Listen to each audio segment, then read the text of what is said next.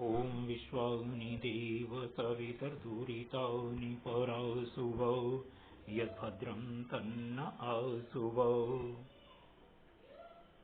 मित्रों, स्नातक द्वितीय वर्ष की अभिज्ञान शाकुंतल की कक्षा में आपका स्वागत है। हम सब मिलकर के अभिज्ञान शाकुंतल पढ़ रहे हैं और उसका द्वितीय अंक पढ़ रहे हैं। द्वितीय अंक के 16 पद्य कल तक पढ़ लिए थे। आज अपन 17वां और 18वां पद्य पढ़ेंगे और इसके साथ ही ये दूसरा अंक समाप्त होगा। कल अपन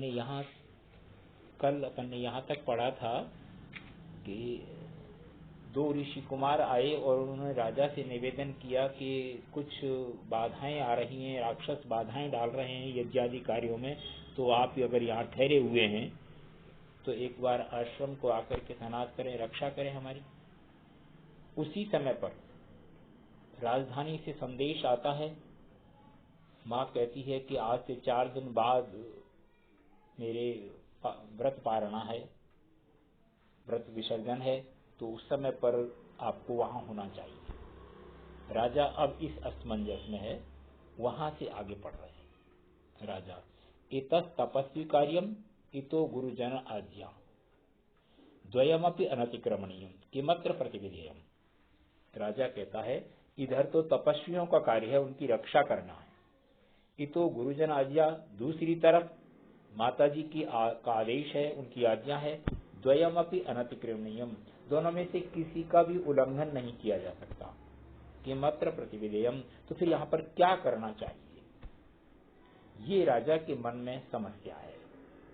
और वो विदूषक के साथ बैठा हुआ है, अपने मित्र के साथ बात कर रहा है। तो विदूषक बड़ा बढ़िया सा उत्तर देता है।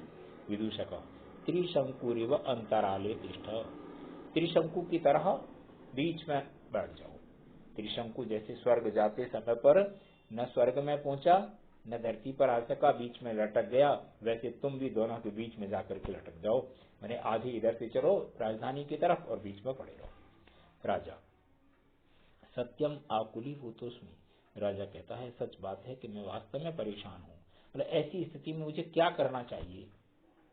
कृत्योर भिन्न देशत्वात् द्वैधी भवति मे मनः पुरः प्रतिहतम शैले श्रोतः श्रोतवहो यथा। कृत्योर भिन्न देशत्वात्, दो कृत्य हैं। एक तो तपस्वियों की रक्षा करना कृत्य है, दूसरा माताजी की आज्ञा का पालन करना कृत्य है। ये दोनों ही कृत्य भिन्न देशत्वात्, अलग अलग स्थान पर होने के कारण से द्वेधी भवति मे मनः, मेरा मन द्विविधा में पड़ गया है। पुरः प्रतिहतम शैले श्रोतः श्रोतवहो यथा, जैसे नदी बह रही और उसके सामने पर्वत आ जाए तो उसकी जो स्थिति है कि वो न पीछे जा सकती है न आगे जा सकती है, वैसी की वैसी स्थिति मेरी है कि अब मैं क्या करूं। यहाँ से तपस्वियों को छोड़ करके भी नहीं जा सकता और माताजी की आज्ञा का उल्लंघन करके यहाँ भी नहीं रह सकता। ऐसी स्थिति में मुझे क्या करना चाहिए, ये अपने आप में बड़ी विचित्र स्थिति बनी हुई है। ये राजा फिर सोच करके कहता है सखे त्वम अंबया पुत्र इति प्रतिगृहीत। राजा ने कहा अरे मित्र, आपको माताजी ने अपना पुत्र मान रखा है ना, पुत्र के रूप में स्वीकार किया है। अतो भवान इतः प्रतिनिवृत्य तपस्वी कार्य व्यग्र मानसम माम आवेद्य तत्र भवती नाम पुत्र कृत्यम अनुष्ठातुम अर्हति। अतः इसलिए, क्योंकि आपको माताजी ने अपना पुत्र मान रखा है, इसलिए आप यहाँ से लौट करके तपस्वी कार्य व्यग्र मानसम, तपस्वियों के कार्य में मैं व्यस्त हूँ, ऐसा माम आवेद्य, मुझे माताजी को बता करके तत्र भवती नाम पुत्र कृत्यम अनुष्ठातुम अर्हति, वहां आप पूज्या माताजी के जो अनुष्ठान कार्य हैं उनको पूरा कर सकते हैं। तो आपको माताजी ने अपना पुत्र मान रखा है, इसलिए आप यहाँ से जाओ और जाकर के मेरे बारे में पूछें तो कह देना कि तपस्वियों के कार्य में व्यस्त हैं, उनकी रक्षा करना भी आवश्यक था, इसलिए उन्होंने मुझे भेज दिया। और तुम जाकर के माताजी के जो पुत्र को माँ के प्रति कार्य करना चाहिए वो सारे के सारे तुम करना। विदूषक न खलु माम रक्षो भीरुकम गणयसी। विदूषक कहता है कि अच्छा, तो आप मुझे डरपोक समझते हैं, मतलब मैं राक्षसों से डर जाऊंगा, डर रहा हूं इसलिए चला जाऊं।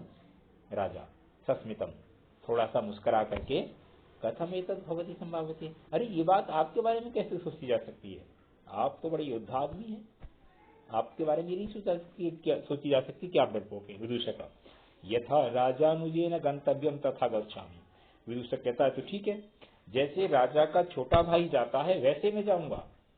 ये आपने दोनों बातें कह दी ना, कि माताजी ने मुझे पुत्र मान रखा है तो मैं आपका छोटा भाई हो गया, और आप जाने के लिए कह रहे हो, माताजी के सारे कार्य करने के लिए कह रहे हो, तो फिर राजा का छोटा भाई जैसे जाता है वैसे जाऊंगा। राजा, ननु तपोवनोपरोध परिहरणीय इति सर्वान अनुयात्रिकान् स्वयैव सह प्रस्थापयामि।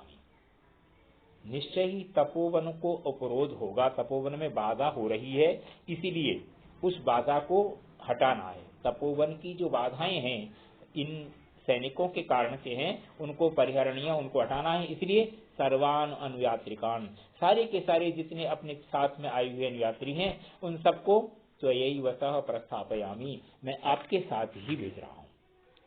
विदूषक, विदूषक सगर्वम, विदूषक बड़े गर्व के साथ कहते, तेन ही युवराजोस्मि इदानीं संवृता, तो फिर मैं इस समय युवराज बन गया, मैं जा रहा हूँ, माता जी का कार्य करने के जा रहा हूँ, छोटा भाई, राजा का छोटा भाई बन के जा रहा हूँ, और सारी सेना मेरे साथ जा रही है, तो मैं इस समय पर युवराज हो गया। राजा अपने मन में सोचता है, चपलो यम वटु, ये चंचल वटु है, कदाचित अस्मत् प्रार्थनाम अंतःपुरेभ्यः कथयेत्, कहीं ऐसा न हो हमारे मन की जो बात है शकुंतला के प्रति हम आसक्त हैं, उस बात को ये अंतःपुर में कह दे। भवतु एनम भक्षी, ठीक है, मैं इसको ऐसे कहता हूँ। ये बात वो अपने मन में सोच रहा था, अब स्पष्ट कहने के लिए विदूषकम हस्ते गृहीत्वा, विदूषक को हाथ में पकड़ करके, मैंने विदूषक का हाथ दबाते हुए प्रकाशम स्पष्ट कहता है, वयस्य ऋषि गौरवाद आश्रम पदम गच्छामि। मित्र, मैं ऋषि के गौरव के कारण से आश्रम में जा रहा हूँ।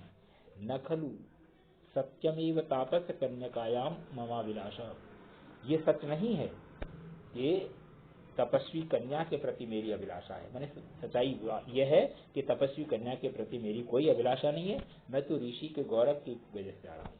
देखो तुम सोचो स्वयं, क्व वयम क्व परोक्षमन्मथो मृगशावई समम यदि तो जनः परिहास विजल्पितम सखे परमार्थेन न गृह्यतां वचः। क्व वयम, कहाँ तो हम राजा लोग, क्व परोक्ष मनमथ, और कहाँ मनमथ माने काम से बहुत दूर रहने वाला, मृगशावई ही हिरणों के बच्चों के साथ, एधतो जनः खेलने वाला और बढ़ने वाला व्यक्ति, परिहास विजल्पितम सखे, हे मित्र मैंने ये तुम मजाक में कही है, परमार्थेन न गृह्यतां वचः, मेरी इस बात को तुम सच्चाई के रूप में मत स्वीकार करना। अपने आप विचार करो कि कहाँ हम राजा लोग राजसी छाटों में रहने वाले, और कहाँ ये काम वासनाओं से दूर रहने वाले व्यक्ति हिरणों के, पशु पक्षियों के साथ में पढ़ने बढ़ने वाले व्यक्ति। मित्र, शकुंतला के बारे में जो मैंने कहा ना, वो एक मजाक की बात थी, उसको तुम सच ग्रहण मत करना। विदूषक, अच्छा किम, तो क्या ऐसा था? अच्छा तो ठीक है, ऐसा कहकर के सभी निकल जाते हैं, और ये दूसरा अंक यहाँ समाप्त हो जाता है। आगे अपन तीसरा अंक कल परसों प्रारंभ करेंगे।